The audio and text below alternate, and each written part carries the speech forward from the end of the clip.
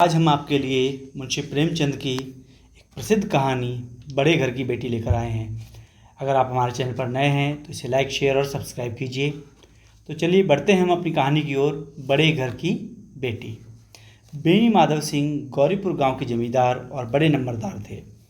उनके पितामह किसी समय बड़े धन धान्य संपन्न थे।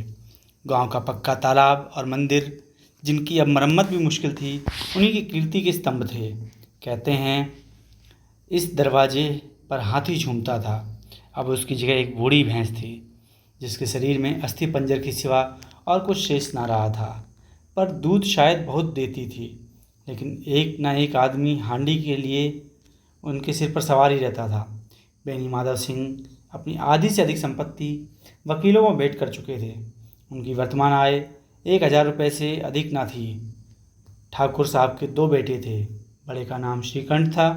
उसने बहुत दिनों के परिश्रम और उद्योग के बाद बीए की डिग्री प्राप्त की। अब एक दफ्तर में नौकर था। छोटा लड़का लाल बिहारी सिंह दोहरे बदन का सजीला जवान था। भरा हुआ मुखड़ा, चौड़ी छाती, भैंस का 2 सेर ताज़ा दूध वह सुबह उठकर सवेरे पी जाता था। श्रीकंठ सिंह की दशा बिल्कुल विपरीत थी।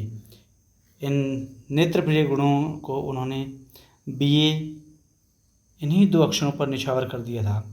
इन 2 अक्षरों ने उनके शरीर को निर्बल और चेहरे को कांतिहीन बना दिया था। इसी से वैद्यक ग्रंथों का उनका विशेष प्रेम था। आयुर्वेदिक औषधियों का उनका अधिक विश्वास था। शाम सवेरे उनके कमरे से प्रायः खरल की सुरीली कर्ण मधुर ध्वनि सुनाई दिया करती थी। लाहौर और कलकत्ते के वैद्यों से बड़ी लिखा पढ़ी रहती थी। श्रीकंठ इस अंग्रेजी डिग्री के अधिपति होने पर भी अंग्रेजी सामाजिक प्रथाओं के विशेष प्रेमी ना थे, बल्कि वह बहुधा बड़े जोर से उसकी निंदा और तिरस्कार किया करते थे। इसी से गांव में उनका बड़ा सम्मान था। दशहरे के दिन वह बड़े उत्साह से रामलीला होते और स्वयं किसी न किसी पात्र का पार्ट लेते थे। गौरीपुर में रामलीला के वही जन्मदाता थे। प्राचीन हिंदू सभ्यता का गुणगान उनकी धार्मिकता का प्रधान अंग था। सम्मिलित कुटुंब के तो वह एकमात्र उपासक थे। आजकल स्त्रियों को कुटुंब से मिलजुल कर रहने की जो अरुचि होती है, उसे वह जाति और देश दोनों के लिए हानिकारक समझते थे। यही कारण है कि गांव की ललनाएँ उनकी निंदक थीं। कोई तो उन्हें अपना शत्रु भी समझने में संकोच नहीं करती थी। स्वयं उनकी पत्नी को इस विषय में उनसे विरोध था। यह इसलिए नहीं कि उसे अपने सास ससुर, देवर या जेठ आदि से घृणा थी, बल्कि उसका विचार था कि यदि बहुत कुछ सहने और तरह देने पर परिवार के साथ निर्वाह ना हो सके, तो आए दिन की कलह से जीवन को नष्ट करने की अपेक्षा यही उत्तम है कि अपनी खिचड़ी अलग पकाई जाए। आनंदी एक बड़े उच्च कुल की लड़की थी। उसके बाप एक छोटी सी रियासत के तालुकेदार थे। विशाल भवन, एक हाथी, 3 कुत्ते, बाज, बहरी शिकरे, झाड़ फानूस, ऑनरेरी मजिस्ट्रेट और ऋण जो एक प्रतिष्ठित तालुकेदार के भोग्य पदार्थ हैं, सभी यहाँ विद्यमान थे। नाम था भूप सिंह। बड़े उदारचित्त और प्रतिभाशाली पुरुष थे, पर दुर्भाग्य से लड़का एक भी ना था। 7 लड़कियां हुईं और देवयोग से सबकी सब जीवित रहीं। पहली उमंग में तो उन्होंने 3 ब्याह दिल खोल कर किए, पर 15-20 हज़ार रुपये का कर्ज सिर पर हो गया तो आंखें खुल गईं, हाथ समेट लिया। आनंदी चौथी लड़की थी। वह अपनी सब बहनों से अधिक रूपवती और गुणवती थी। इसने ठाकुर भूप सिंह उसे बहुत प्यार करते थे। सुंदर संतान को कदाचित उसके माता पिता भी अधिक चाहते हैं। ठाकुर साहब बड़े धर्म संकट में थे। इसका विवाह कहाँ करें?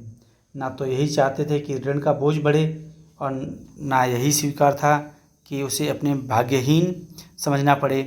एक दिन श्रीकंठ उनके पास किसी चंदे का रुपया मांगने आए। शायद नागरिक प्रचार का चंदा था। भूप सिंह उनके स्वभाव पर रीझ गए और धूमधाम से श्रीकंठ सिंह का आनंदी के साथ ब्याह हो गया। आनंदी अपने नए घर में आई तो यहाँ का रंग ढंग कुछ और ही देखा। जिस टिम टाम की उसे बचपन से आदत पड़ी हुई थी, वह यहाँ नाम मात्र को भी ना था। हाथी घोड़ों का तो क्या कहना, कोई सजी हुई सुंदर बहली तक ना थी। रेशमी स्लीपर साथ लाई थी, पर यहाँ बाग कहाँ। मकान में खिड़कियाँ तक ना थीं। ज़मीन पर फर्श और ना दीवारों पर तस्वीरें। यह एक सीधा साधा देहाती गृहस्थी का मकान था, किंतु आनंदी ने थोड़े ही दिनों में इसे अपने इस घर को नई अवस्था के लिए अनुकूल बना लिया, मानो उसे विलास के सामान कभी देखे ही ना हो। एक दिन दोपहरी के समय लाल बिहारी सिंह 2 चिड़िया लिए हुए आया और भावत से बोला, जल्दी से इसे पका दो, मुझे भूख लगी है। आनंदी भोजन बनाकर उसकी राह देख रही थी। अब वह नया व्यंजन बनाने के लिए बैठी। हांडी में देखा तो घी पाव भर से अधिक ना था। बड़े घर की बेटी किफ़ायत क्या जाने, उसने सब घी मांस में डाल दिया। लाल बिहारी खाने बैठा तो दाल में घी ना था। बोला, दाल में घी क्यों नहीं छोड़ा? आनंदी ने कहा, घी सब मांस में पड़ गया है। लाल बिहारी जोर से बोला, अभी परसों घी आया है, इतना जल्द उठ गया? आनंदी ने उत्तर दिया, आज तो कुल पाव भर रहा होगा, सब मैंने मांस में डाल दिया। जिस तरह सूखी लकड़ी जल्दी से जल उठती है, उस तरह शुदा से बावला मनुष्य जरा जरा सी बात पर तिनक जाता है। लाल बिहारी को भावच की यह ढिठाई बहुत बुरी मालूम हुई। तिनक कर बोला, मैके में तो चाहे घी की नदी बहती हो, स्त्री गालियाँ सह लेती हैं, मार भी सह लेती हैं, पर मैके की निंदा उनसे नहीं सही जाती है। आनंदी मुंह फेर कर बोली, हाथी मरा भी है तो 9 लाख का, वहाँ इतना घी नित्य नाई का हार खा जाते हैं। लाल बिहारी जल गया। थाली उठाकर पलट दी और बोला, जी चाहता है जीभ पकड़कर खींच लूँ। आनंदी को भी क्रोध आ गया, मुंह लाल हो गया। बोली, वह होते तो इसका मजा चखाते। अब अपर उज्जड ठाकुर से ना रहा गया। उसकी स्त्री एक साधारण जमींदार की बेटी थी। जब जी चाहता उस पर हाथ साफ कर लिया करता था। खड़ाऊ उठाकर आनंदी की ओर जोर से फेंकी और बोला, जिसके गुमान पर भूल हुई हो उसे भी देखूंगा और तुम्हें भी। आनंदी ने हाथ से खड़ाऊ रोकी। सिर बच गया, पर उंगली में बड़ी चोट आई। क्रोध के मारे हवा से हिलते हुए पत्ते की भांति कांपती हुई अपने कमरे में आकर खड़ी हो गई। स्त्री का बल और साहस, मान और मर्यादा पति तक है। उसे अपने पति के ही बल और पुरुषत्व पर घमंड होता है। आनंदी खून का घूंट पीकर रह गई। श्रीकंठ सिंह शनिवार को घर आया करते थे। बृहस्पति को यह घटना हुई थी। 2 दिन तक आनंदी कोप भवन में रही, ना कुछ खाया ना पिया। उसकी बाट देखती रही। अंत में शनिवार को वह नियमानुकूल संध्या समय घर आए और बाहर बैठकर कुछ इधर उधर की बातें, कुछ देश काल संबंधी समाचार तथा कुछ नए मुकदमे आदि की चर्चा करने लगे। यह वार्तालाप 10 बजे रात तक होता रहा। गांव के भद्र पुरुषों को इन बातों में ऐसा आनंद मिलता था कि खाने पीने की भी सुधि नहीं रहती थी। श्रीकंठ को पिंड छुड़ाना मुश्किल हो जाता था। ये 2-3 घंटे आनंदी ने बड़े कष्ट से काटे। किसी तरह भोजन का समय आया, पंचायत उठी, एकांत हुआ तो लाल बिहारी ने कहा, भैया आप जरा भाभी को समझा दीजिए कि मुंह संभाल कर बातचीत किया करें, नहीं तो एक दिन अनर्थ हो जाएगा। बेनी माधव सिंह के बेटे की ओर साक्षी दी, हाँ बहू बेटियों का यह स्वभाव अच्छा नहीं कि मर्दों के मुंह लगे। लाल बिहारी, वह बड़े घर की बेटी है तो हम भी कोई कुर्मी का हार नहीं है। श्रीकंठ ने चिंतित स्वर में पूछा, आखिर बात क्या हुई? लाल बिहारी ने कहा, कुछ भी नहीं, यूं ही आप उलझ पड़ी। मैके के सामने हम लोगों को कुछ नहीं समझती है। श्रीकंठ खा पीकर आनंदी के पास गए। वह भरी बैठी थी। यह हजरत भी कुछ तीखे थे। आनंदी से ने पूछा, चित्त तो प्रसन्न है? श्रीकंठ बोले, बहुत प्रसन्न है, पर तुमने आजकल घर में यह क्या उपद्रव मचा रखा है? आनंदी की त्योरियों पर बल पड़ गए। झुंझलाहट के मारे बदन में ज्वाला सी दहक उठी। बोली, जिसने तुमसे यह आग लगाई उसे पाऊँ मुँह झुलस दूँ? श्रीकंठ, इतनी गर्म क्यों होती हो? बात तो कहो। आनंदी, क्या कहूँ, यह मेरे भाग्य का फेर है, नहीं तो गंवार छोकरा जिसको चपरासी गिरी करने का भी शौर नहीं है, मुझे खड़ाऊ से मार कर यूँ ना करता। श्रीकंठ, सब साफ साफ कहा तो मालूम हो, मुझे कुछ पता ही नहीं है। आनंदी, परसों तुम्हारे लाडले भाई ने मुझसे मांस पकाने कहा। घी हांडी में पाव भर से अधिक न था। वैसा मैंने मांस में डाल दिया। जब खाने बैठा तो कहने लगा, दाल में घी क्यों नहीं है? बस इसी पर मेरे मैके को भला बुरा कहने लगा। मुझसे ना रहा गया। मैंने कहा, वहाँ इतना घी तो नाई का हार खा जाते हैं और किसी को जान भी नहीं पड़ता। बस इतनी सी बात पर से न्याय ने मुझ पर खड़ाऊ फेंक मारी। यदि हाथ से ना रोकूं तो सिर फट जाए। उसी से पूछो मैंने जो कुछ कहा वह सच है या झूठ? श्रीकंठ की आंखें लाल हो गईं। बोले, यहाँ तक हो गया? इस छोकरे का यह साहस? आनंदी स्त्रियों के स्वभावानुसार रोने लगी, क्योंकि आंसू उनकी पलकों पर रहते हैं। श्रीकंठ बड़े धैर्यवान और शांति पुरुष थे। उन्हें कदाचित ही कभी क्रोध आता था। स्त्रियों के आंसू पुरुष को क्रोधाग्नि भड़काने में तेल का काम करते हैं। रात भर करवटें बदलते रहे। उद्विग्नता के कारण पलक तक नहीं झपकी। प्रातःकाल अपने बाप के पास जाकर बोले, दादा, अब इस घर में मेरा निभाना होगा। इसी तरह की विद्रोहपूर्ण बातें कहने पर श्रीकंठ ने कितनी ही बार अपने कई मित्रों को आड़े हाथ लिया था, परंतु दुर्भाग्य, आज उन्हें स्वयं ही यह बातें अपने पिता से कहनी पड़ रही थीं। दूसरे को उपदेश देना भी कितना सहज है। बेनी माधव सिंह घबरा उठे और बोले, क्यों? श्रीकंठ, इसलिए कि मुझे भी अपनी मान प्रतिष्ठा का कुछ विचार है। आपके घर में अब अन्याय और हठ का प्रकोप हो रहा है। जिनको बड़ों का आदर सम्मान करना चाहिए, वे उनके सर चढ़ते हैं। मैं दूसरों का नौकर ठहरा, घर पर रहता नहीं। यहाँ मेरे पीछे स्त्रियों पर खड़ाऊँ और जूतों की बौछार होती है। कड़ी बात तक चिंता नहीं, कोई एक दो कह ले, वहाँ तक मैं सह सकता हूँ, किंतु यह कदापि नहीं हो सकता। मेरे ऊपर लात घुसे पड़े और मैं दम ना मारूं। बेनी माधव सिंह कुछ जवाब ना दे सके। श्रीकंठ सदैव उनका आदर करते थे। उनके ऐसे तेवर देखकर बूढ़ा ठाकुर अवाक रह गया। केवल इतना ही बोला, बेटा, तुम बुद्धिमान होकर ऐसी बातें करते हो। स्त्रियां इस तरह घर का नाश कर देती हैं। उनको बहुत सिर पर चढ़ाना अच्छा नहीं है। श्रीकंठ, इतना मैं जानता हूँ, आपके आशीर्वाद से ऐसा मूर्ख नहीं हूँ। आप स्वयं जानते हैं कि मेरे समझाने बुझाने से इसी गांव में कई घर संभल गए, पर जिस स्त्री की मान प्रतिष्ठा का ईश्वर के दरबार में उत्तरदाता हूँ, उसके प्रति ऐसा घोर अन्याय और पशुवत व्यवहार मुझे असह्य है। आप सच मानिए, मेरे लिए यही कुछ कम नहीं कि लाल बिहारी को कुछ दंड नहीं होता। अब बेनी माधव सिंह भी गरमाए, ऐसी बातें और ना सुन सके। बोले, लाल बिहारी तुम्हारा भाई है, उससे जब कभी भूल चूक हो उसके कान पकड़ो। लेकिन श्रीकंठ, लाल बिहारी को मैं अब अपना भाई नहीं समझता। बेनी माधव सिंह, स्त्री के पीछे श्रीकंठ जी नहीं, उसकी क्रूरता और अविवेक के कारण। दोनों कुछ देर चुप रहे। ठाकुर साहब लड़के का क्रोध शांत करना चाहते थे, लेकिन यह नहीं स्वीकार करना चाहते थे कि लाल बिहारी ने कोई अनुचित काम किया है। इसी बीच गांव में और कई सज्जन हुक्के चिलम के बहाने वहां आ बैठे। कई स्त्रियों ने जब यह सुना कि श्रीकंठ पत्नी के पीछे पिता से लड़ने की तैयार है, तो उन्हें बड़ा हर्ष हुआ। दोनों पक्षों की मधुर वाणियाँ सुनने के लिए उनकी आत्माएं तिलमिलाने लगीं। गांव में कुछ ऐसे कुटिल मनुष्य भी थे जो इस कुल की नीतिपूर्ण गति पर मन ही मन जलते थे। वे कहा करते थे, श्रीकंठ अपने बाप से दबता है, इसलिए वह दब्बू है। उसने विद्या पढ़ी, इसलिए वह किताबों का कीड़ा है। बेनी माधव सिंह उसकी सलाह के बिना कोई काम नहीं करते, यह उनकी मूर्खता है। इन महानुभावों की शुभकामनाएं आज पूरी होती दिखाई दी। कोई हुक्का पीने के बहाने, कोई लगान की रसीद दिखाने आकर बैठ गया। बेनी माधव सिंह पुराने आदमी थे, इन भावों को ताड़ गए। उन्होंने निश्चय किया, चाहे कुछ ही क्यों ना हो, इन द्रोहियों को ताली बजाने का अवसर ना दूंगा। तुरंत गोल शब्दों में बोले, बेटा, मैं तुमसे बाहर नहीं हूँ, तुम्हारा जो जी चाहे करो। अब तो लड़के से अपराध हो गया। इलाहाबाद का अनुभव रहित जल्लाया हुआ ग्रेजुएट इस बात को ना समझ सका। उसे डिबेटिंग क्लब में अपनी बात पर अड़ने की आदत थी। इन हथगंडों की उसे क्या खबर।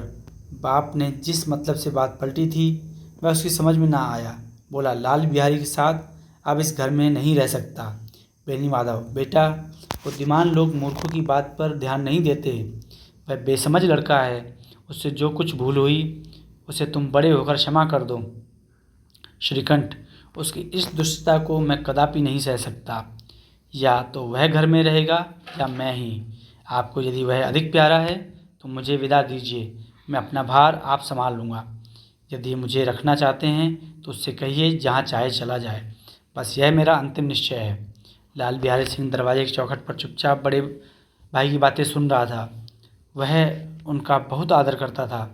उसे कभी इतना साहस ना हुआ था कि श्रीकंठ के सामने चारपाई पर बैठ जाए, हुक्का पी ले या पान खा ले। बाप का भी वह इतना मान न करता था। श्रीकंठ का भी उस पर हार्दिक स्नेह था। अपने होश में उन्होंने कभी उसे घुड़का तक ना था। जब वह इलाहाबाद से आते तो उसके लिए कोई ना कोई वस्तु अवश्य लाते। मुकद्दर की जोड़ी उन्होंने ही बनवा दी थी। पिछले साल जब उसने अपने से जवान को नाग पंचमी के दिन दंगल में पछाड़ दिया तो उन्होंने पुलकित होकर अखाड़े में ही जाकर उसे गले लगा लिया। 5 रुपए के पैसे लुटाए थे। ऐसे भाई के मुंह से आज ऐसी हृदय विदारक बात सुनकर लाल बिहारी को बड़ी ग्लानि हुई। वह फूट फूट कर रोने लगा। इसमें संदेह नहीं कि अपने किए हुए पछता रहा। भाई के आने से एक दिन पहले से उसकी छाती धधकती थी कि देखूं भैया क्या कहते हैं, मैं उनके सम्मुख कैसे जाऊंगा, उनसे कैसे बोलूंगा, मेरी आंखें उनके सामने कैसे उठेंगी। उसने समझा था कि भैया मुझे बुलाकर समझा देंगे। इस आशा के विपरीत आज उसने उन्हें निर्दयता की मूर्ति बने हुए पाया। वह मूर्ख था, परंतु उसका मन कहता था कि भैया मेरे साथ अन्याय कर रहे हैं। यदि श्रीकंठ उसे अकेले में बुलाकर 2-4 बातें कह देते तो इतना ही नहीं, 2-4 तमाचे भी लगा देते तो कदाचित उसे इतना दुख ना होता। पर भाई का यह कहना है कि अब मैं इसकी सूरत नहीं देखना चाहता, लाल बिहारी से सहा ना गया। वह रोता हुआ घर आया, कोठरी में जाकर कपड़े पहने, आंखें पोंछी, जिसमें कोई यह ना समझे कि रोता था। तब आनंदी के द्वार पर आकर बोला, भाभी, भैया ने निश्चय किया है कि वह मेरे साथ इस घर में ना रहेंगे। अब वह मेरा मुंह नहीं देखना चाहते, इसलिए अब मैं जाता हूँ, उन्हें फिर मुंह ना दिखाऊंगा। मुझसे जो कुछ अपराध हुआ उसे क्षमा करना। यह कहते कहते लाल बिहारी का गला भर आया। जिस समय लाल बिहारी सिंह सिर झुकाए आनंदी के द्वार पर खड़ा था, उसी समय श्रीकंठ सिंह भी आंखें लाल किए बाहर से आए। भाई खड़ा देखा तो घृणा से आंखें फेर ली और कतरा कर निकल गए, मानो उनकी परछाई से दूर भागते हों। आनंदी ने लाल बिहारी की शिकायत तो की थी, लेकिन अब मन में पछता रही थी। वह स्वभाव से ही दयावती थी। उसे इसका तनिक भी ध्यान ना था कि बात इतनी बढ़ जाएगी। मन में अपने पति पर झुंझला रही थी कि यह इतने गर्म क्यों होते हैं। उस पर यह भय भी लगा हुआ था, कहीं मुझसे इलाहाबाद चलने को कहें तो मैं कैसे क्या करूँगी। इस बीच में जब उसने लाल बिहारी को दरवाजे पर खड़े यह कहते सुना कि अब मैं जाता हूँ, मुझसे जो कुछ अपराध हुआ क्षमा करना, तो उसका रहा सा क्रोध भी पानी हो गया। वह रोने लगी। मन का मैल धोने के लिए नयन जल से उपयुक्त और कोई वस्तु नहीं है। श्रीकंठ को देखकर आनंदी ने कहा, लाला बाहर खड़े हुए बहुत रो रहे हैं। श्रीकंठ, तो मैं क्या करूं? आनंदी, भीतर बुला लो, मेरे जीभ में आग लगे, मैंने कहाँ से यह झगड़ा लगाया। श्रीकंठ, मैं ना बुलाऊंगा। आनंदी, पछताओगे, उन्हें बहुत ग्लानि हो गई है, ऐसा ना हो, कहीं चल दें। श्रीकंठ ना उठे। इतने में लाल बिहारी ने फिर कहा, भाभी, भैया से मेरा प्रणाम कह दो, वह मेरा मुंह नहीं देखना चाहते, इसलिए मैं भी अपना मुंह उन्हें ना दिखाऊंगा। लाल बिहारी इतना कहकर लौट पड़ा और शीघ्रता से दरवाजे की ओर बढ़ा। अंत में आनंदी कमरे से निकली और उसका हाथ पकड़ लिया। लाल बिहारी ने पीछे फिर देखा और आंखों में आंसू भरे बोला, मुझे जाने दो। आनंदी, कहाँ जाते हो? लाल बिहारी, जहाँ कोई मेरा मुंह ना देखे। आनंदी, मैं ना जाने दूंगी। लाल बिहारी, मैं तुम लोगों के साथ रहने योग्य नहीं हूँ। आनंदी, तुम्हें मेरी सौगंध, अब एक पग भी आगे ना बढ़ाना। लाल बिहारी, जब तक मुझे यह ना मालूम हो जाए कि भैया का मेरी तरफ से मन साफ है, तब तक मैं इस घर में कदापि ना रहूँगा। आनंदी, मैं ईश्वर को साक्षी देकर कहती हूँ, तुम्हारी ओर से मेरे मन में तनिक भी मैल नहीं है। अब श्रीकंठ का भी हृदय पिघला। उन्होंने बाहर आकर लाल बिहारी को गले लगा लिया। दोनों भाई खूब फूट फूट कर रोए। लाल बिहारी ने सिसकते हुए कहा, भैया, आप कभी मत कहना कि तुम्हारा मुंह ना देखूंगा। इसके सिवा आप जो दंड देंगे मैं सहज स्वीकार करूंगा। श्रीकंठ ने कांपते स्वर में कहा, लल्लू, इन बातों को बिल्कुल भूल जाओ। ईश्वर चाहेगा तो फिर ऐसा अवसर ना आवेगा। बेनी माधव सिंह बाहर से आ रहे थे। दोनों भाइयों को गले मिलता देखकर आनंद से पुलकित हो गए। बोल उठे, बड़े घर की बेटियां ऐसी ही होती हैं, बिगड़ता हुआ काम बना लेती हैं। गांव में जिसने यह वृतांत सुना, उसी ने इन शब्दों में आनंदी की उदारता को सराहा। बड़े घर की बेटी ऐसी ही होती है। तो दोस्तों, कैसी लगी आपको हमारी कहानी? हमें कमेंट करके अवश्य बताएं और ऐसी ही अच्छी अच्छी कहानियाँ सुनने के लिए हमारे चैनल को ज़रूर सब्सक्राइब करें।